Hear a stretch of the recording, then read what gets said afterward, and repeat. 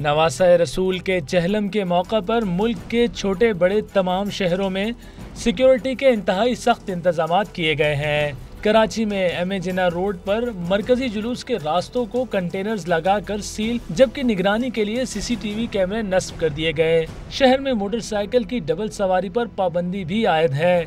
اسلام آباد میں بھی چہلم کے جلوس کی گزرگاہوں کے اطراف کنٹینرز لگا دیے گئے۔ راول پنڈی کے راول ٹاؤن کی حدود میں سرکاری اسکول اور کالج بند ہیں، جبکہ شہر میں دفعہ 144 کے تحت اسلحے کی نمائش اور موٹر سائیکل کی ڈبل سواری پر پابندی عائد ہے۔ لاہور میں جلوسوں کی حفاظت کے لیے 5000 پولیس اہلکار تعینات، جبکہ مانیٹرنگ کے لیے سی سی ٹی وی کیمرے نصب کر دیے گئے ہیں۔ پنجاب میں جلوس کے راستوں پر موبائل فون سروس معطل اور موٹر سائیکل کی ڈبل سواری پر پابندی ہوگی۔ کوئٹہ میں بھی جلوس کی گزرگاہیں سیل کر دی گئی ہیں۔ شہر کے اطراف پہاڑوں پر ایف سی اور لیویز اہلکاروں نے پوزیشن سنبھال لی ہے۔ شہر میں دفعہ 144 کے تحت اسلحے کی نمائش اور موٹر سائیکل کی ڈبل سواری پر پابندی عائد ہے۔ پشاور میں چہلم امام حسین کے موقع پر مختلف علاقوں میں آج موبائل سروس بند رہے گی۔